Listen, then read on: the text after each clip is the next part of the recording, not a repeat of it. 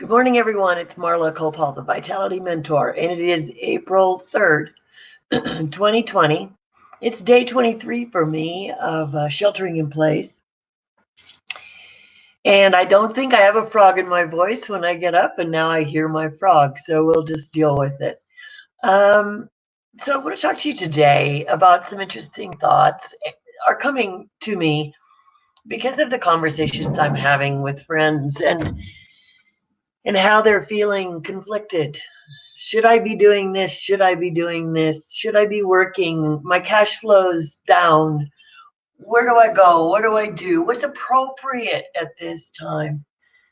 And I'm going to tell you, appropriate from my perspective is number one, taking care of you, because if you don't take care of yourself, you can't take care of others. So if you're in a household of one, you're in a household of two, you actually have a major responsibility of taking care of yourself first. So this is the old airline story with putting the oxygen mask on first so that you can help others. Now, once you have your own oxygen mask on, what's next? We have so much unknown. And unknown drives people crazy. So let me see if I can share with you how I've had the unknown drive me a little bit crazy in my earlier life, and what it brought to me that was not good. And then once I understood what was going on, what it brought to me that was good. So when all is unknown, there are many people like us, myself, my age group, we were raised by parents from the Depression, and you keep doing, you always have a job. You have to keep efforting, you have to keep working, you have to keep doing, or if you don't do, then the world stops. Well, actually, it took me until the age of 38 to understand that sometimes you have to stop. You have to breathe. You have to let your soul sing. You have to find your soul, because your soul has gotten too busy in all of the doing, the external reward system. And it doesn't know when to just to feel grief, to feel sorrow over change, to feel the fear of the unknown. All of those are how we keep our psyche balanced. We're going to have to experience that way. There's no way we'll ever avoid fear. It is part of who we are as a human being. So why do I bring this up today? You know, many people are sheltering in place. They're managing it. They're still frustrated. But what I notice is that there are still people out there who feel that if you ignore grief, it will go away. That if you just suck it up and stay busy. Actually, I think that the universe and your spiritual guides, whoever they are, sometimes bring something along to say, I need you to look at this differently. So if it's our job to take care of ourselves, what does that look like? Well, we have four items that we really need to focus on in our life. That's our mental health. That's our physical health. That is our spiritual health, and then it's our financial. So we have four things to do. And if all we're doing is taking coaching now from those who say, do this, do that, so that your business is in place when this happens, when this is over, what happened to the other three that got sidelined? Well, you know, are you bringing in some balance to say, what do I want to learn that's new now? Will I use it when this self-isolation is over? I don't know. But what's been driving me? What's been curious? What have I been putting aside? What would I just love to do? Would I love to cross stitch? Would I love to crochet? What have I not given myself time to do? Would I like to read a book that I've been putting off because it's 700 pages and I just don't have time to do it normally? Well, this is the unnormal time. Do something in the unnormal time that you won't allow yourself to do in the normal time, whatever normal is. Okay? So financial, that's tough, but if you're, and I know we all want to support businesses, but my husband and I have 3 or 4 times said, hey, let's go pick up a meal. And then we go, well, wait a minute. How do we know that that person isn't ill? I know that person needs to work, but how do we know that person isn't ill? So here we are in our 70s. We don't have any grandchildren. And we have one son who's nowhere close to being married. But you know what? We like to hang out and see, like, what's the potential in the future for him. So we're not fearing for our health, but we're also being responsible to ourselves. My husband still is in essential services. He's doing tax returns for people so they can get their refunds. So it's essential that he stay healthy. So that means I don't go out and do the things that put me at risk so that I would put him at risk. So most people now, they've gotten this, but interestingly enough, not everybody has it. But what I find happening is a lot of, and I'm going to use this term loosely, a lot of coaches go out there and say, well, you could be doing this, you could be doing that, you could be doing this. And I'm saying, if that's the only voice you're listening to, give yourself some balance.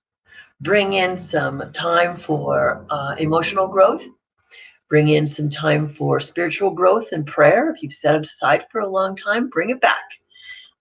Prayer doesn't have to be anything other than just saying, hey, God, or whoever that is you want to talk to, just send them a message. You don't have to sit quietly. You don't have to, you can do prayer while you walk. There's mantras that you can find. So I want to see everybody that's out here offering spiritual, and then there's somebody offering doing. Your best guides right now are somebody who can show you how to do all 4, or you take charge of you and you bring all 4. So let me explain my history and why I maybe bring this up. I actually realized that there was one key point in my life when I did not grieve, and that was when my mother passed. Now, I didn't know that I didn't grieve.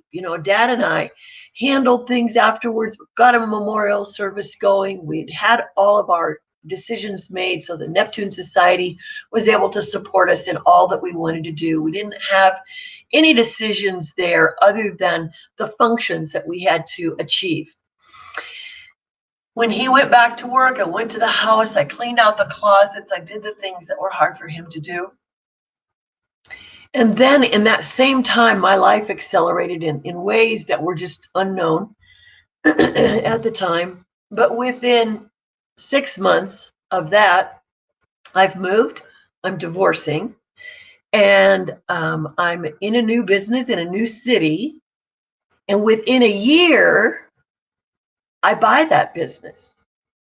Now that's acceleration, right? But what got postponed was my grieving for my mother. So then 4 years after she passes, I'm an emotional wreck. I'm stressed out. I can tell I'm stressing out my employees. I can tell I'm pushing everybody's to-do buttons because I need to keep in momentum to do when I really needed to sit down. I needed to sit down and I needed to get quiet, but I didn't know that. So finally, a friend recommended a counselor and a therapist, and I went to see that counselor and therapist. And, I don't know why I'm there. So, you have to get through that cycle, like the denial. Why am I here? What do I need?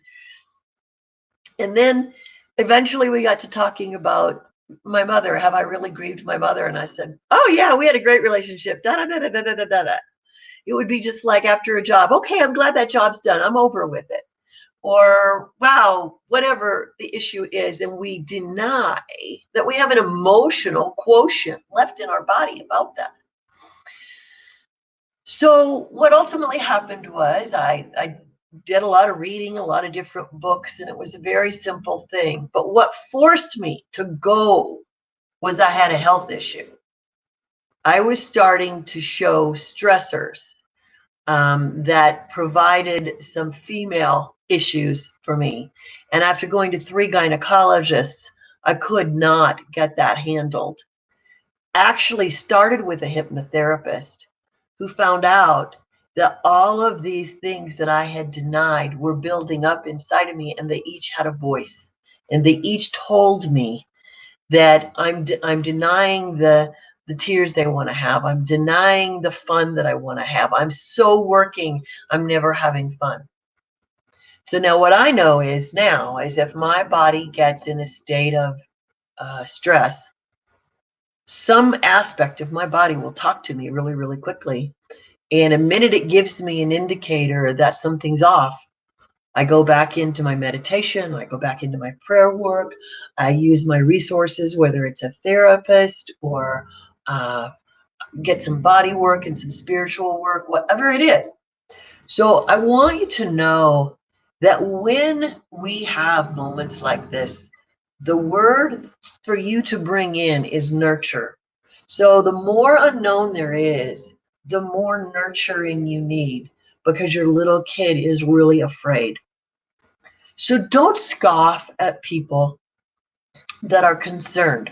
Find a way to help them understand their spiritual need, their emotional need, their mental need. And if they go into doing, they may be the greater stressed people at the end. If they keep telling you you're not doing enough, or you should be planning, or you should whatever, you've got to take that with your own grain of salt. Figure out what's going to be best for you, and you will only know that one day at a time. So, a few days ago, I was in this, oh my gosh, I should be doing space. And, I've got some things I want to do now, but I sat with that and didn't do anything for 2 days, and actually did the reading, did the meditation, did the emotional work that I needed to do. And so now I'm good. How long am I good for? I don't know. I'll talk to you tomorrow. This is Marla Copal, the Vitality Mentor. What I want you to do is to embrace the unknown. And if all you're doing is doing, maybe you need to do something that is not doing. So I encourage you to embrace this unknown and find your own levels of resiliency through it. Please subscribe to my YouTube channel called The Vitality Mentor. If you need help, please text Marla to 64600. I'm here for you. And I will see you tomorrow morning at 8:30 Mountain Time. Many blessings to all of you as you discover how you are resilient through this unusual unknown. Blessings.